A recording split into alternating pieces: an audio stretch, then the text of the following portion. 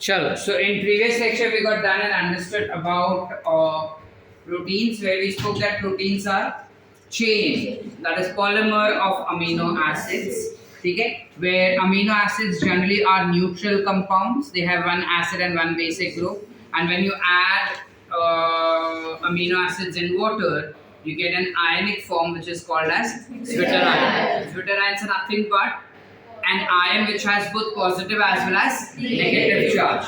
Then we've discussed that कि जो amino acids होते हैं, दो amino acids एक दूसरे से combine होते हैं या जुड़ते हैं by dash bond, peptide bond. It gets linked by peptide bond, also called as CONH linkage. Correct? फिर इसके बाद हमने देखा कि जब ये CONH linkage करते करते एक बड़ा सा amino acid का chain बन जाता है, that is called as polypeptide chain, and that chain is nothing but primary structure of protein, which further gets folded to form secondary structure, which can have either alpha helix or beta pleated shape. And to maintain that, you require bonds like hydrogen and disulfide bonds. फिर हमने देखा कि वो आगे और coil होता है और hollow woolen ball स्ट्रक्चर बनाता है, जिसे हम कहते हैं tertiary structure. This is the stage where a protein achieves its 3D structure. ठीक है, पोस्ट दैट वी डिस्कस कि ये 3D स्ट्रक्चर जो रहते हैं वो बहुत सारे इकट्ठा हो जाते हैं और अलग अलग शेप बनाते हैं. Example being haemoglobin which gives you quaternary structure having 2 alpha and 2 beta chains. Are we clear up till here? इसके बाद हमने प्रोटीन्स को क्लासिफाई किया into 2 categories based on their structure and based on their functions.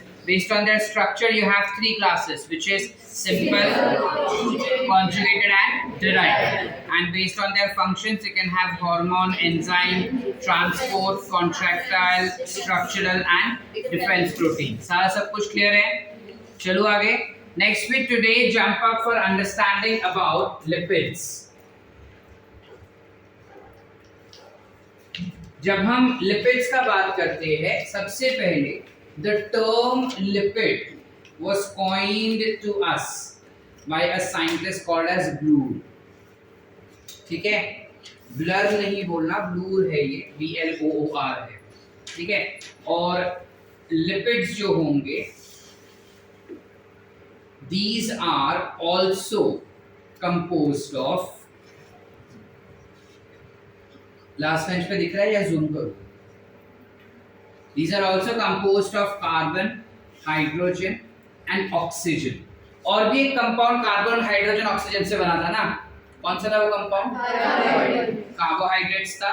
यहाँ पे भी you have carbohydrate जैसा ही carbon, hydrogen and oxygen. However, the ratio of carbon is to oxygen is not 1:1.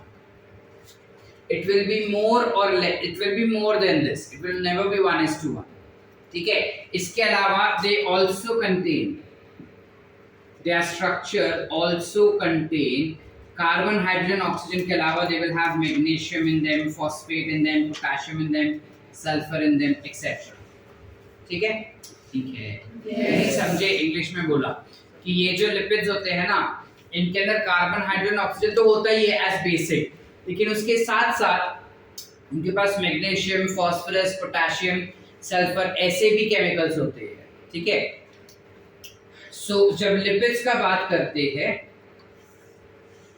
Lipids हमेशा 2 forms में दिखेंगे. अगर हम प्लांट्स का बात करें तो प्लांट्स के अंदर लिपिड्स हमेशा ऑयल के फॉर्म में दिखाई देता है, कभी फैट्स के फॉर्म में नहीं दिखाई देगा. कभी देखा है कि ये फल में चर्बी बहुत होता है, वो फल में ऑयल ज्यादा होता है, वो फल के सीड्स में ऑयल होगा, चर्बी नहीं होता, फैट्स नहीं होता. फैट्स किस में होता है? एनिमल्स में. सो एनिमल्स में lipids will be classified as fats. Are we clear? Are we clear? Yes. Everyone? Yes. So when I talk about lipids as such also, now lipids basically are composed of glycerol and fatty acids.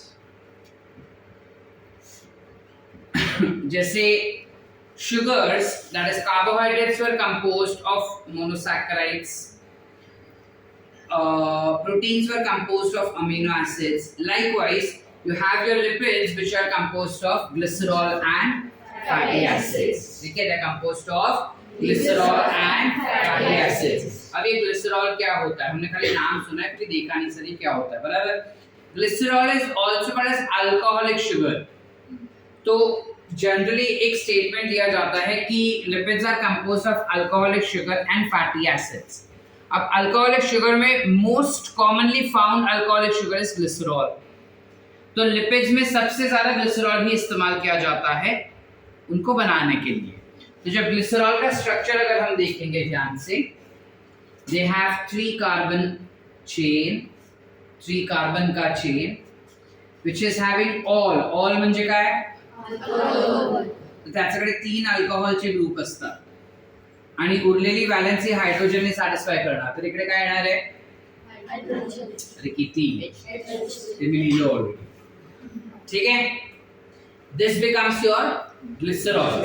आता ग्लिसरॉलला आपण जर IUPAC name द्यायचं असेल तर काय देणार?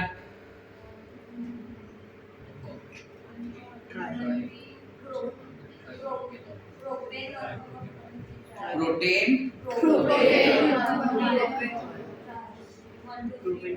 बराबर, वो प्रॉपर वाला IUPAC हुआ। हम थोड़ा ऐसा लीनियंसी ले रहे and we write it to be as tri hydroxy propane. ये भी सेम ही हुआ, 1 2 3 tri hydroxy propane. Are we clear up till here? Did we understand? So glycerol can also be called as trihydroxypropane।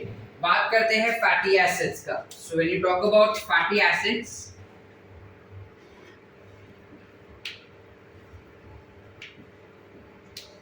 this is a long chain of hydrocarbon compound. It is a very long chain of hydrocarbon compound। तुम HC नहीं लिखोगे, तुम पूरा लिखोगे hydrocarbon. It's a long chain of hydrocarbon compound. अब ये hydrocarbon compound का क्या मतलब हुआ? यानी बहुत सारे अपने को हाइड्रोकार्बन के गुच्छे मिलेंगे एक बड़े से चेन के अंदर, और ये जो हाइड्रोकार्बन बना रही है उसके अंदर कार्बन कार्बन के बीच में या तो सिंगल बॉन्ड होगा या डबल बॉन्ड होगा या ट्रिपल बॉन्ड होगा। So ultimately that forms a hydrocarbon chain. So with that respect, either it can be a saturated hydrocarbon or it can be unsaturated hydrocarbon. बरोबर? Yes or no? Yes. Everyone? Yes. Shrutika, right? Shruti.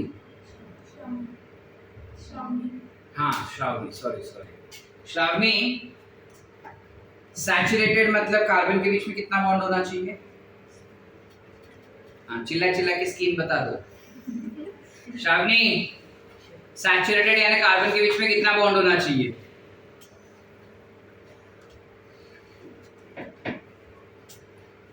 Suresh sir तुमको पिछले 2 महीने से IUPAC विचार पढ़ा रहे, और double bond, single bond, triple bond, saturated, unsaturated हमको याद ही नहीं हो रहा है। हाँ श्रावणी, श्रेया, हाँ जोर से बोलो। श्रेया, कितने बॉन्ड होने चाहिए? I can't hear you. हाँ श्रेया, बराबर बोली आंसर, जोर से बोल। यू गेव आंसर ना, मुंह तो हिलाया। श्रद्धा, मृणाली नहीं, पीछे वाली। सिंगल बॉन्ड क्या होगा? श्रद्धा ही नाम है ना, पूर्णिमा। सबके नाम बोल गया 10 दिन में। You this will have single bond, whereas this one will have double या फिर triple bond। काय रे श्रावणी, कळते काय? हाँ श्रेया, अगर कार्बन कार्बन के बीच में सिंगल बॉन्ड हुआ तो सैचुरेटेड, डबल या ट्रिपल हुआ तो अनसैचुरेटेड। इतनी भारत में दिखता नहीं मेरे को इतने कोपरे में। जब हम सैचुरेटेड हाइड्रोकार्बन या सैचुरेटेड फैटी एसिड्स का बात कर रहे हैं, क्योंकि वो सैचुरेटेड है तो obviously that they will be solid at room temperature, और क्योंकि ये अनसैचुरेटेड है तो this will be liquid at room temperature. Yes, और अगर ये सॉलिड्स है रूम टेम्परेचर पे तो इसका मेल्टिंग पॉइंट और बॉइलिंग पॉइंट कितना होगा? हाई होगा, लो होगा?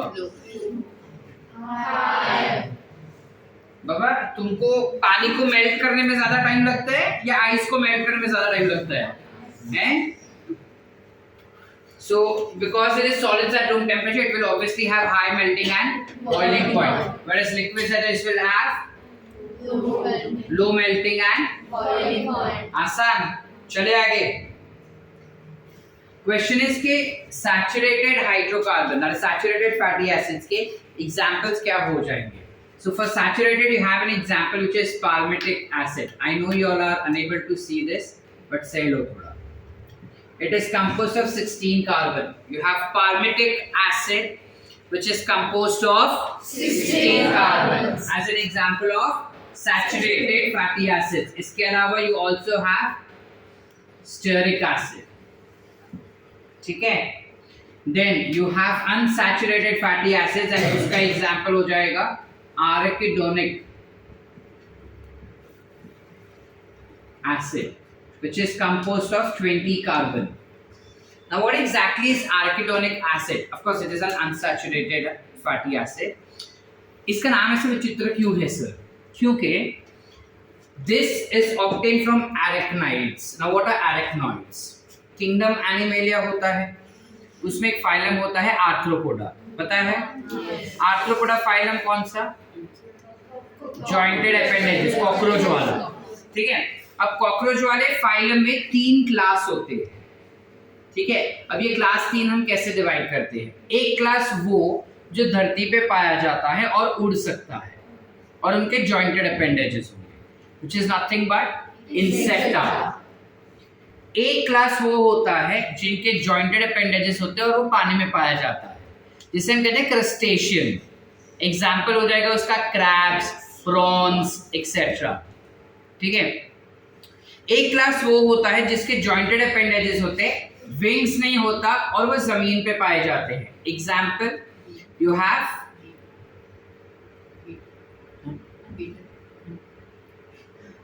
beetle also, beetle is one of the example.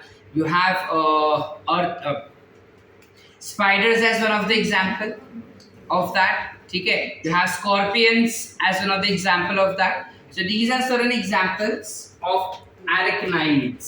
इन्हें हम कहते हैं arachnids, जो उड़ नहीं सकते पर jointed appendages होते हैं और धरती पे पाए जाते हैं। These are called as arachnids. Arachnids में एक special type का acid, fatty acid मिलता है, जिसे हम कहते हैं arachidonic acid। ठीक है, which is unsaturated fatty acids. इसके अलावा you also have an example which is palmitoic acid. You have linoleic acid. You have oleic acid. You have linolenic acid, etc. Are we clear? Yes or no? Yes. इसमें से तुम्हारे NCERT में सिर्फ 2 ही दिया है, एक पाल्मिटिक एसिड दिया है और एक आर्किडोनिक एसिड दिया है, तो हम सिर्फ यही याद रखें क्या sir? Yes, as of NEET examination के लिए हम सिर्फ यही 2 याद रखें तो चलेगा, बाकी के जो है वो नहीं याद रहा तो भी चलेगा। लेकिन तुम्हारे जब तुम रेफरेंस बुक्स को सॉल्व करोगे ना, जैसे एमटीजी हुआ या दूसरा कोई बुक हुआ, उन सारे बुक्स में या तुम्हारे डीपीपीस जब आएंगे उनमें you will be given these examples also. So अगर हमको पता रहेगा तो उनको सॉल्व करना आसान हो जाएगा हमारे लिए। ठीक है, चले आगे। अब जब बात करते हैं सैचुरेटेड और अनसैचुरेटेड, तो तुम्हारा कोई भी फूड प्रोडक्ट रहता है ना, अभी किसी ने लेज खाया था आज ब्रेक में, लेज या फिर ओरियो या कोई बिस्किट? कुछ नहीं, सब घर से टिफिन लाए थे, अच्छे बच्चे। अच्छा, जब तुम कभी भी लेस खरीदोगे ना, उसको खाली पलट के देखना, उसमें पीछे लिखते हैं कि सैचुरेटेड फैट्स इतना है, अनसैचुरेटेड फैट्स इतना है। अब इसमें हमें कैसे पता चलेगा कि सैचुरेटेड वाला ज़्यादा होना चाहिए या अनसैचुरेटेड? ठीक है, और चलो हुआ भी तो खाना कौन सा चाहिए, सैचुरेटेड वाला या unsaturated? How do we know? Remember always, सबसे पहली बात फैट्स जब तुम खाते हो तुम्हारे बॉडी में उसको तोड़ा जाना चाहिए, राइट? ऐसा कैसे रहेगा तो जम जाएगा तुम्हारे आर्टरीज एंड वेन्स में। ऐसा ना हो इसलिए तुम्हारा बॉडी उसको तोड़ के छोटे छोटे टुकड़ों में बांट देता है। अब उसको तोड़ने के लिए you use a technique called as oxidation reaction. यानी कि सपोज मैंने पिज्जा खाया इधर, ठीक है, पिज्जा खाने के बाद मेरे बॉडी में गया चीज। अब ये चीज is a fats, we know that fats will be broken down by my cells into smaller pieces, but for them to be broken down into smaller pieces you need to perform a particular reaction called as oxidation reaction, ठीक है? अब अकल लगा के मुझे बताओ कि हमारे सेल्स के अंदर फैटी एसिड्स का ऑक्सीडेशन कौन से सेल ऑर्गेनेल में होता है?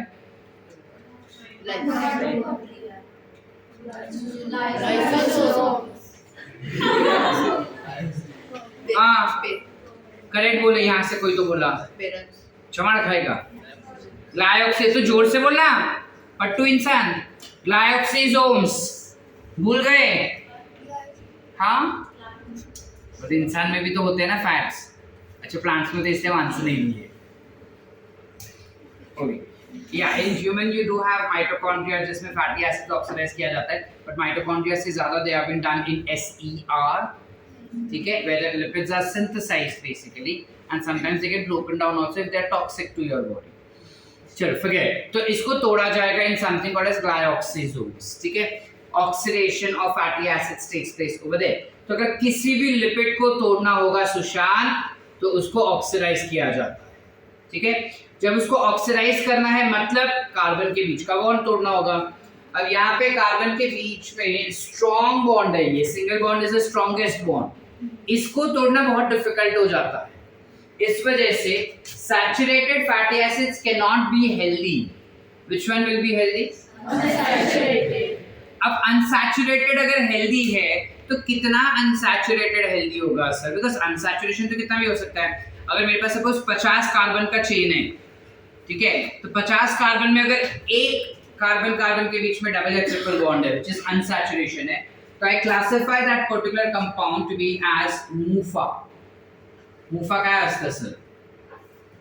Mono unsaturated fatty acids. काय म्हणतात? Mono unsaturated fatty acids. जर दोन असेल तर काय म्हणणार त्याला? MUFA. Di unsaturated. तीन या उससे ज्यादा हुआ तो you call it to be as PUFA, poly unsaturated fatty acids. अभी मैंने क्या बोला तुमको कि फैटी एसिड्स को तोड़ने के लिए हम उसे ऑक्सीडाइज करते हैं, बराबर? अब अगर हम उसे ऑक्सीडाइज करना चाहते हैं तो जितना ज्यादा अनसैचुरेशन होगा उतना मेरे लिए अच्छा है, बिकॉज उतना आसानी से मैं उस लंबे फैट्स को तोड़ पाऊंगा। तो which one will be more healthier, तुम बताओ? हाँ जोर से बोलो। पूफा। वेदिका बराबर बोल रही है, थोड़ा कॉन्फिडेंस से जोर से आवाज निकालो। क्या आएगा? पूफा। क्लियर है? So PUFA is more healthier in nature. तो जितना ज्यादा पॉली अनसैचुरेटेड फैटी एसिड्स रहेगा उस पर्टिकुलर प्रोडक्ट के अंदर उतना वो प्रोडक्ट तुम्हारे लिए हेल्दी होगा। जितना ज्यादा मोनो अनसैचुरेटेड रहेगा उतना कम हेल्दी रहेगा। और अगर सैचुरेटेड ज्यादा है तो आहा खाना ही नहीं चाहिए, क्योंकि वो तुम्हारे बॉडी में प्रॉब्लम क्रिएट करेगा। आप भी क्लियर? Did you understand? ठीक है। अब समृद्धि, इसका मतलब ये नहीं कि फैट से पूफा दिखा खा लो, फैट्स तो हमें अवॉइड ही करना चाहिए खाना, बट पूफा हम क्यों खाते हैं? बिकॉज हमारे बॉडी में अच्छे लिपिड्स भी बनने चाहिए जो कोलेस्ट्रॉल बनाता है। सो कोलेस्ट्रॉल, देखो कोलेस्ट्रॉल एक्चुअली तुम्हारे बॉडी के लिए अच्छा है बिकॉज वो मेम्ब्रेन का फ्लूइडिटी मेंटेन करने में हेल्प करेगा और काफी सारे जगह में भी हेल्प करता है जो थोड़ी देर में देखेंगे हम। ठीक है, जैसे सेक्स हार्मोन बनाने में हेल्प करता है वो, तुम्हारे बॉडी के अंदर हीट मेंटेन करने के लिए हेल्प करेगा, तुम्हारे बॉडी के अंदर वो विटामिन डी प्रोडक्शन करवाएगा, तो काफी अच्छा है वो होना चाहिए। लेकिन जरूरत से ज्यादा कोलेस्ट्रॉल भी नहीं खाना चाहिए। इसलिए जो जिम करते हैं, जो डाइट करते हैं ना, उनको बोलते हैं कि पूरे हफ्ते में एक बार तो चीज का क्यूब खा लेना चाहिए तुमको, because that is what is required by your body. उतना फैट्स तो चाहिए। हम जीरो फैट्स वाला डाइट करेंगे तो इंसान अल्टीमेटली मरेगा नहीं रे, खुश हो रही है अनुष्का, मरेगा नहीं, बट उसका बॉडी वीक रहेगा। आप clear? Clear? Yes. Yes. Now या पूरे ये फैटी एसिड्स बन गया, ये बन गया ग्लिसरॉल। अब इन दोनों को मिला के बनता है पहले टाइप का लिपिड जिसे हम कहते हैं simple lipid. You have something called as simple lipids. Simple lipids are formed by esterification of glycerol and fatty acids. Term सुनना में क्या यूज किया? एस्टेरिफिकेशन, यानी ईस्टर बॉन्ड बनने वाला है। ठीक है, अब यहाँ पे क्या होता है, ये तुम्हारा हो गया ग्लिसरॉल। इस ग्लिसरॉल में जो ये हाइड्रोजन है ना, यहाँ पे जो हाइड्रोजन है ना, यहाँ पे ये एक हाइड्रोजन निकल जाएगा और निकलते ही वहां पे लग जाएगा फैटी एसिड्स। अंडरस्टूड? सर कौन सा फैटी एसिड? कोई भी, सैचुरेटेड या अनसैचुरेटेड। अच्छा वाला कौन सा है? अनसैचुरेटेड। तो अगर अनसैचुरेटेड लगा तो झिंगा लाला, नहीं लगा तो हम कुछ नहीं कर सकते। ठीक है? ठीक है। यस। चले आगे। यस। सो जब एक फैटी एसिड लग जाता है इस स्ट्रक्चर में, it's a simple lipid. This structure with one fatty acid in that is called as monoglyceride. You call it to be as monoglyceride. Are we clear? क्या बोलेंगे इसको? monoglyceride. ठीक है, और जो बॉन्ड बना है, ये बॉन्ड कौन सा है? Ester bond. तो फैटी एसिड्स और ग्लिसरॉल दूसरा क्या हुआ इन दोनों का? एस्टेरिफिकेशन हुआ ना, क्योंकि एस्टर बॉन्ड बना।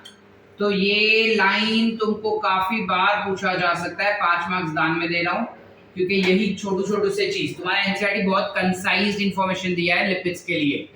ठीक है, तो ये टर्म इंपॉर्टेंट है कि जब फैटी एसिड्स और ग्लिसरॉल के बीच में एस्टेरिफिकेशन होगा ना, तब जाके यहाँ simple lipids which are form. Esterification may result in formation of what? It may result in formation of monoglyceride. ठीक है, अगर मैं दूसरा हाइड्रोजन भी निकाल दूं और वहां पे भी फैटी एसिड लगा दूं तो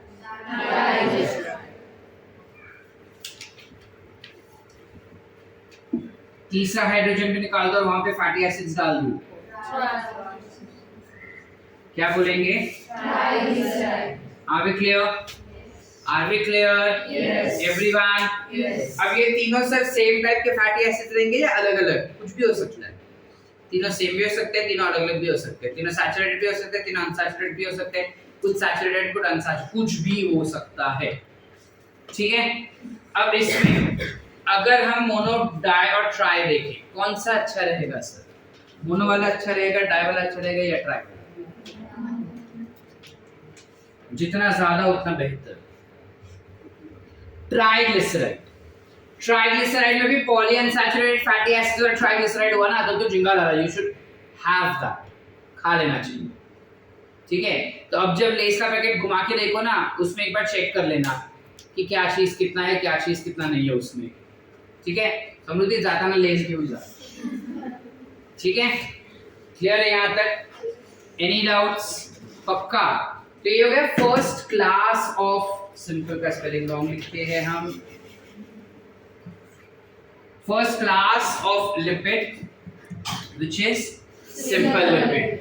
एक और क्लास है, 2 और है एक्चुअली, लेकिन एक और हम अभी पढ़ेंगे विच इज कंपाउंड लिपिड। हम कुछ ऐसा ही पढ़े थे प्रोटीन के लिए भी, विच इज कॉन्जुगेटेड प्रोटीन, याद है? Yes. यहाँ पे हम पढ़ रहे कंपाउंड लिपिड्स। ये क्या होते हैं? इनके पास भी लिपिड होगा प्लस नॉन लिपिड। अच्छा, हम पता है जब प्रोटीन पढ़ रहे थे ना, तब प्रोटीन के लिए हमने बोला था कि एक प्रोटीन पार्ट होगा और एक नॉन प्रोटीन पार्ट होगा, है ना? हमने कहा था कि जब तक ये non protein part protein part को नहीं चिपकता ना, तब तक वो प्रोटीन एक्टिवेट नहीं होता। हम ऐसा पढ़े थे। Yes. वो प्रोटीन के लिए सही है, लिपिड्स में ऐसा कुछ नहीं है। नॉन लिपिड पार्ट नहीं डाले तो वो एक्टिवेट नहीं होगा क्या सर? होता है, इट डज गेट एक्टिवेटेड। वो खुद अपने आप में सफिशिएंट है, लेकिन कोई और आ जाएगा तो मजे करता है, और उसको बहुत आदत है हर जगह पे जा जाके सबके साथ चिपकने का। तो जनरली ऐसे फॉर्म में लिपिड्स कम पाए जाते हैं, ऐसे फॉर्म में ही पाए जाते हैं। इसके एग्जांपल्स बता देते हैं। You might have lipid plus protein which becomes what? Lipoprotein. Very good. You might have lipid plus phosphate. क्या हो जाएगा ये? This becomes phospholipid. Phospholipid का ना एक एग्जाम्पल दिया है तुम्हारे एनसीईआरटी में, which is lecithin.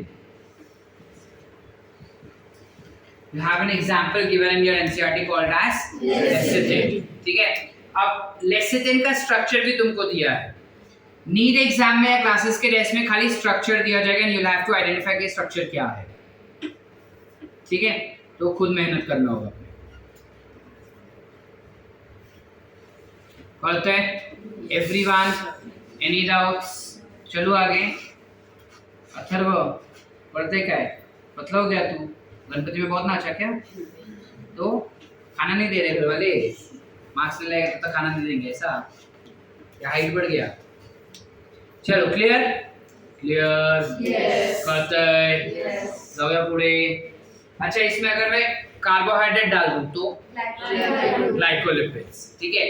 अगर फॉस्फोलिपिड प्लस ग्लिसरॉल्डिहाइड हुआ, फॉस्फोलिपिड प्लस कार्बोहाइड्रेट्स में ग्लिसरॉल्डिहाइड यूज किया तो यू गॉट एज ग्लिसरोफॉस्फोलिपिड। कहाँ पे देखते हैं ये चीज sir? This is seen in the cell membrane again. ठीक है? ठीक है? Yes. समझा? Yes. याद रहेगा सबको। ठीक है? Right down this and there is one more class of lipid and post that lipid gets in. ठीक है? फटाफट लिखो चलो।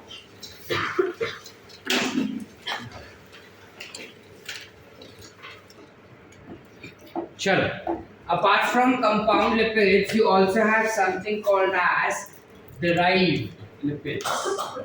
हम derived टर्म का मतलब पहले भी समझ चुके हैं, क्या होता है?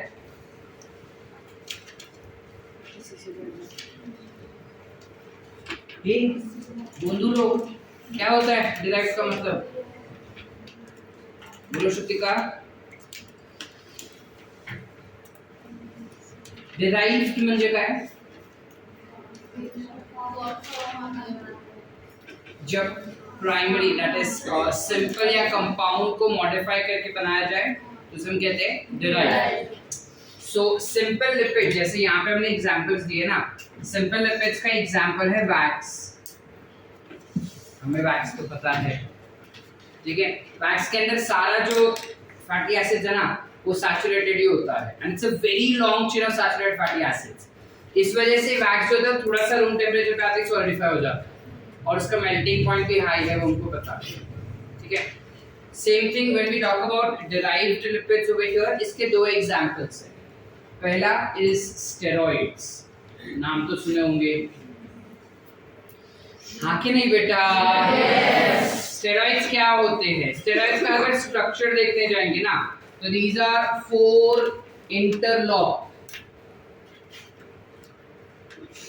कार्बन रिंग स्ट्रक्चर, यानी कि स्ट्रक्चरली इनके पास 4 कार्बन के रिंग्स होते हैं और वो चारों रिंग्स एक दूसरे के अंदर ही लॉक किए गए हैं। दिख रहा है ये? या इंटरलॉक।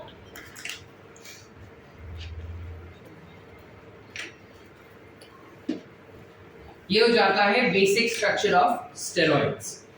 इसी स्ट्रक्चर को आगे और मॉडिफाई किया जाता है और मॉडिफाई करके अलग अलग टाइप के स्टेरॉइड्स बनते हैं, जिनमें से एक सबसे कॉमन वाला स्टेरॉइड है कोलेस्ट्रॉल। ठीक है?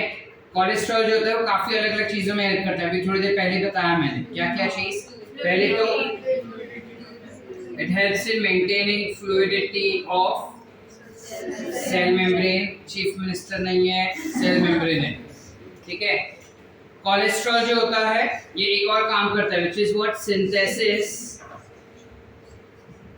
Of sex hormone, like for example progesterone,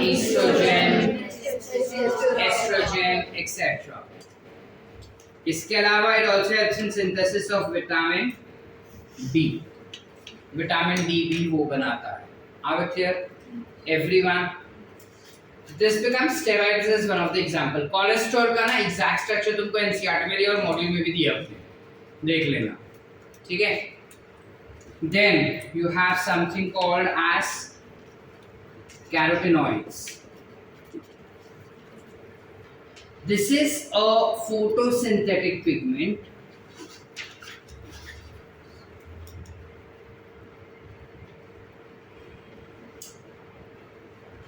It will be a photosynthetic pigment which will be water insoluble. अगर ये water insoluble है, ये basically सारे lipids water insoluble होते हैं.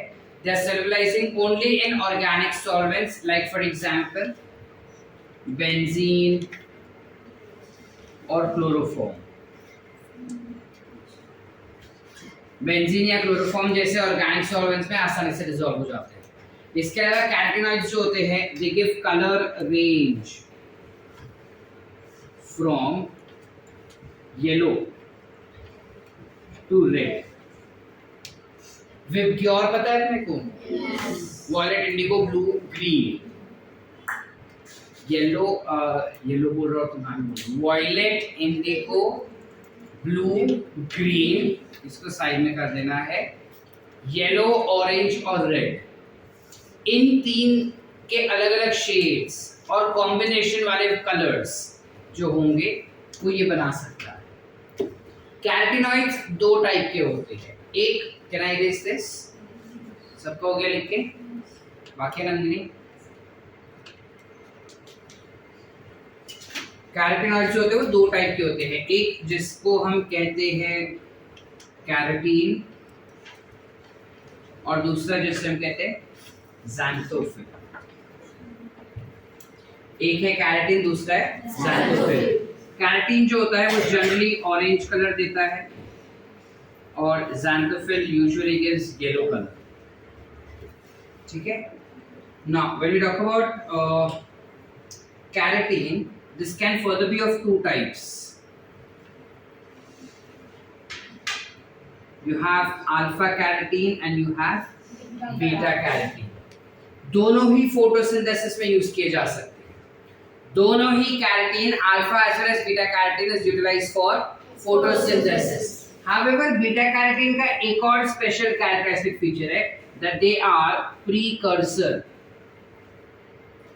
of vitamin A. They are precursor of vitamin A. Precursor of vitamin A म्हणजे काय? काय? बोल रहे, हाँ बोलते जाओ, हम सुन रहे सर, बोलते जाओ, क्या होता है बोलो। Precursor of vitamin A यानी कि inactive form of vitamin A. इसको मैं थोड़ा और मॉडिफाई कर दूं ना तो वो एक्टिव विटामिन ए बन सकता है, ठीक है। सो प्रीकर्सर ऑफ विटामिन ए बोल सकते हैं या फिर प्रो विटामिन ए भी बोल सकते हैं हम इसको, ठीक है।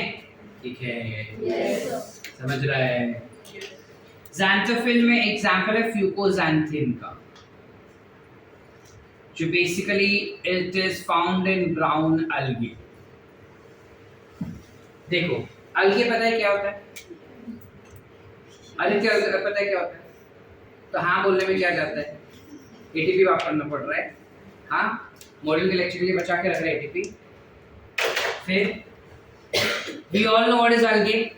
Algae is the simplest plant that you see in our vicinity or in a biosphere. आज तक जो हम अलगे देखे ना वो ग्रीन कलर के ही देखे, लेकिन अलगे तीन कलर के होते हैं, ग्रीन, रेड एंड ब्राउन।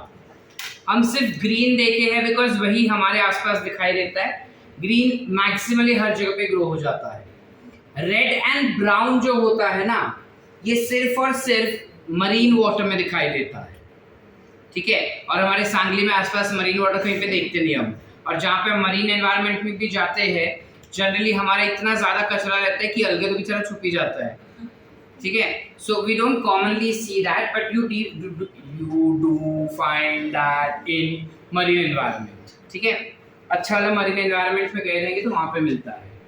तो ब्राउन कलर जो मिलता है ब्राउन अलगे को, वो इस फ्यूकोज़ैंथिन की वजह से मिलता है। श्रुतिका श्रुतिका से क्या पढ़ा रहे उसको ही पढ़ाने दो उसको। हाँ श्रुतिका क्या रे ध्यान किधर है अपना? क्या बोला मैं? क्या बोला मैं? आपने बताया कि वो रेड और ब्राउन जो एलिगेटर रहता है वो मरीन वाटर। उसके बाद भी बहुत कुछ बोल दिया मैं। क्या बोला शर्वरी? क्या बोला मैं?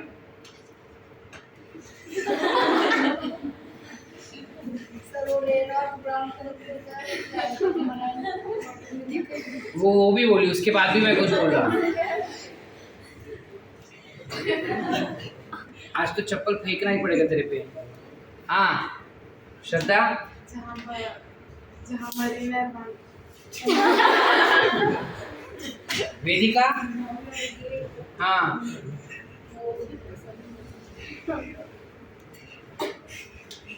पूर्वा